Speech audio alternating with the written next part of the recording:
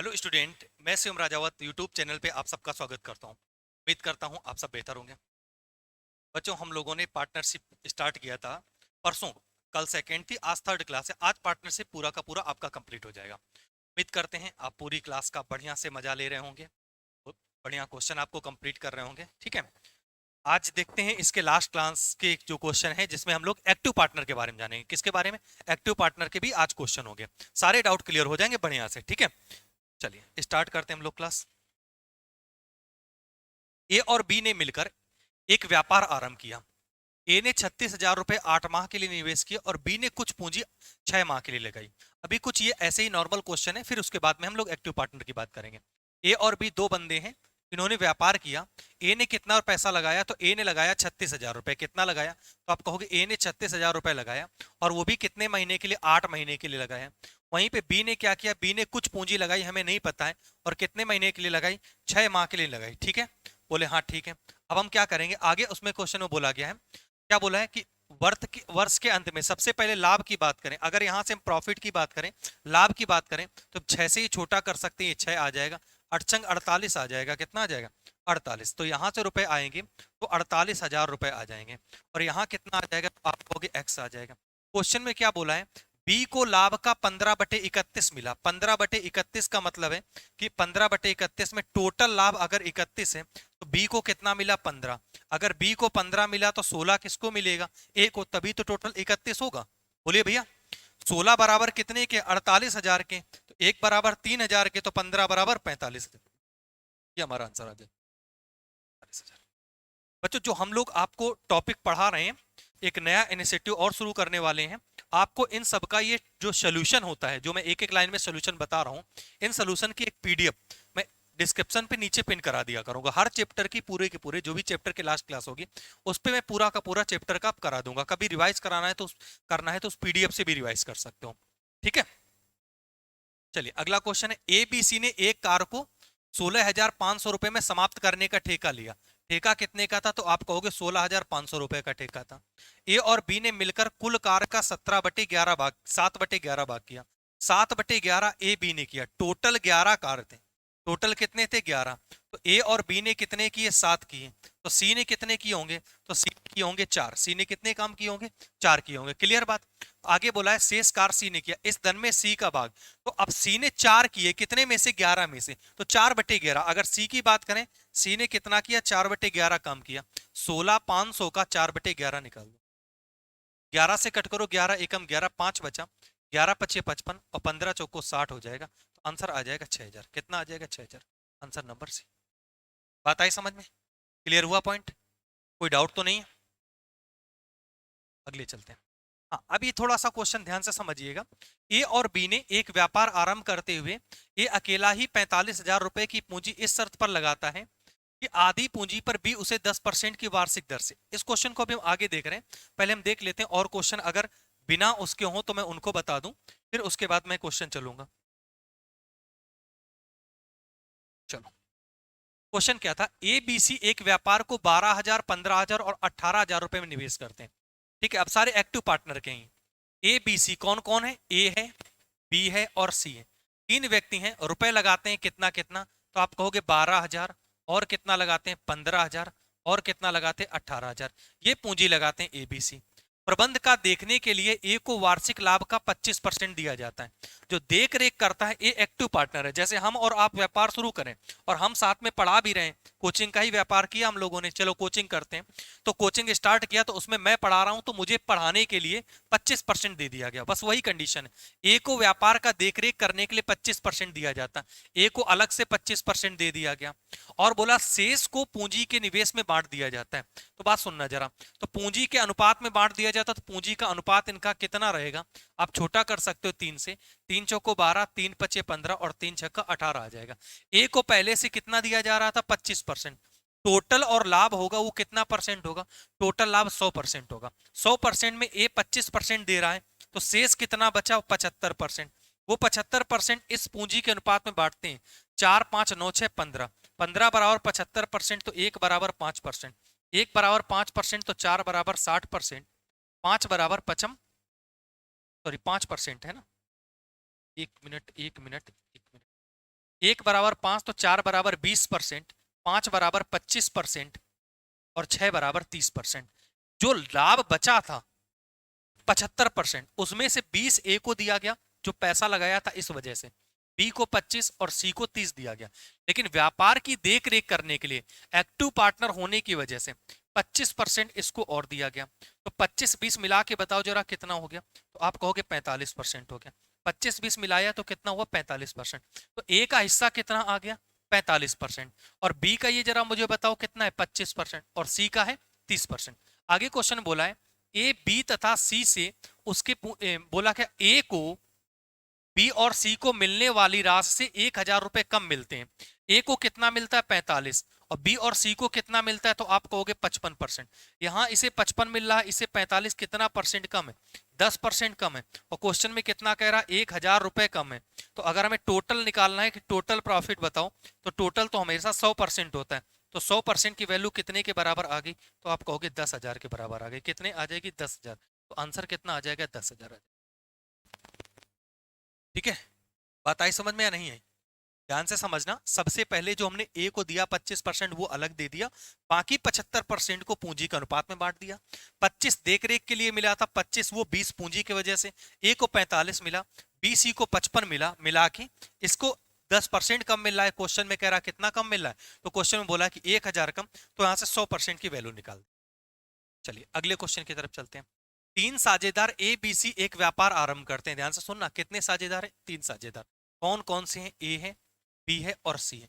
एक व्यापार आरंभ करते हैं, ए को प्रबंधक और बी को सहायक प्रबंधक के रूप में कुल लाभ का क्रमशः 10% और 5% मिलता है। कितना कितना मिलता है 10% और 5% मिलता है ए और बी को। इसको पहले ही 10% दे दिया गया और इसको 5%, किस वजह से, प्रबंधक और सहायक प्रबंधक के रूप में। शेष लाभ को उनकी पूंजी के अनुपात में बांटा जाता है। ठीक है भाई, उनकी पूंजी के अनुपात में बांटेंगे। ए और बी की पूंजियां 70,000 और 60,000 रुपए। ए की पूंजी कितनी है, तो आप कहोगे 70,000 है। ठीक है, और बी की पूंजी कितनी है, बोले 60,000 है। ठीक है, अच्छी बात है। यदि बी को कुल लाभ का 35% मिलता है। अच्छा एक बात बताइए, लाभ टोटल कितना होगा 100% होगा। कितना होगा 100%। देखो यहां पे जो लाभ मिलेगा वो दो कारण से मिलेगा। एक तो लाभ मिलेगा पूंजी की वजह से, किसकी वजह से मिलेगा, पूंजी की वजह से। और एक लाभ जो मिलेगा वो किसकी वजह से मिलेगा, तो वो मिलेगा कि प्रबंधक सहायक प्रबंधक की वजह से। और ये मिला के यहां पे टोटल लाभ मिला। सहायक प्रबंधक की वजह से इसे कितना मिलता है 5%, इसे कितना मिलता है 10%।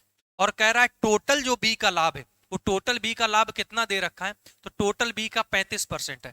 तो यहां पे देखो बी का टोटल लाभ 35% है, सहायक प्रबंधक की वजह से कितना है 5%, टोटल 35 है। तो पूंजी की वजह से कितना होगा, तो आप कहोगे 30% होगा। क्लियर। अब ध्यान से देखो, 30 का दोगुना 60 लिखा है, तो यहां पे 70 है, तो 70 का आधा यहां कितना होगा 35। ध्यान से देखो, ये पूंजी की वजह से यहां 30 मिला, 30 का दुगना 60, 3 जीरो, तो 35 का दुगना 70 होगा, 3 जीरो लगे।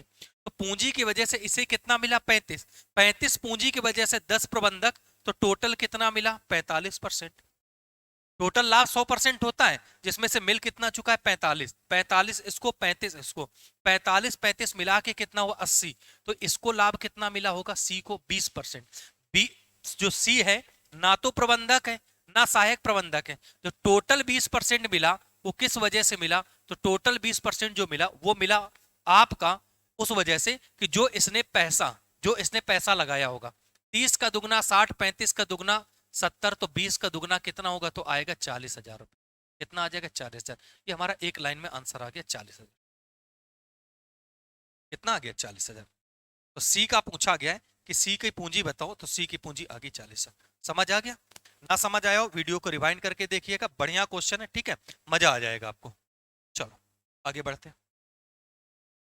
4 साझेदार हैं, एक व्यापार में कुल कितना लगाते हैं, 2 3 5 4 लाख रुपए लगाते हैं। एक व्यापार है जिसमें 4 साझेदार है, ए है, बी है, सी है और कौन है, डी। ये 4 साझेदार हैं, और इन 4 साझेदारों ने टोटल रुपया कितना लगाया, 4 लाख रुपए लगाए। इसमें से आधी पूंजी ए ने लगाई, तो ए ने कितनी पूंजी लगाई, तो आप कहोगे 2 लाख लगाई। 2 के बाद कितने जीरो, तो आप कहोगे 5 जीरो। शेष आधा बी और सी ने मिलकर बराबर बराबर लगाई। 4 लाख में 2 लाख इसने लगा दी, बी और सी ने बराबर बराबर लगाई मिलके, तो 1-1 लाख लगाई। कितना कितना लगाया? 1 लाख। 1 लाख बी ने लगाया, 1 लाख सी ने लगाया और 2 लाख ए ने लगाया। डी ने एक भी पैसा नहीं लगाया है, क्योंकि पैसा ही टोटल कितना था? 4 लाख था। अब आगे उन्होंने क्या किया?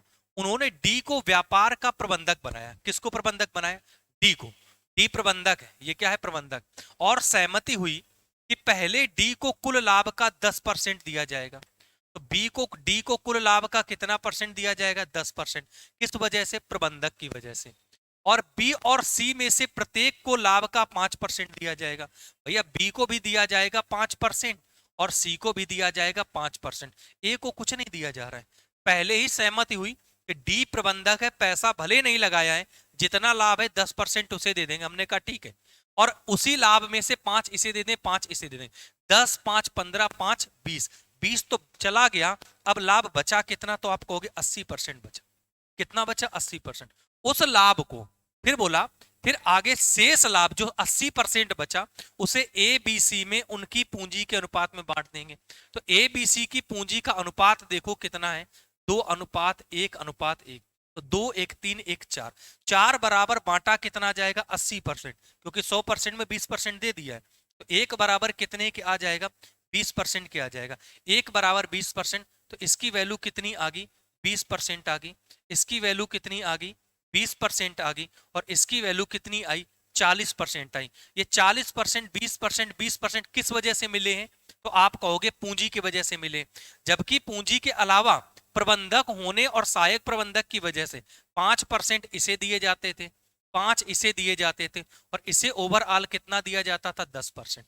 तो अगर हम टोटल की बात करें तो ये हो गया 40%, ये हो गया 25%, ये भी हो गया 25%, और ये हो गया 10%। टोटल मिला के जोड़ोगे 25 25 100, और 25 25 50 40 90 और 10 100, टोटल 100 हो गया।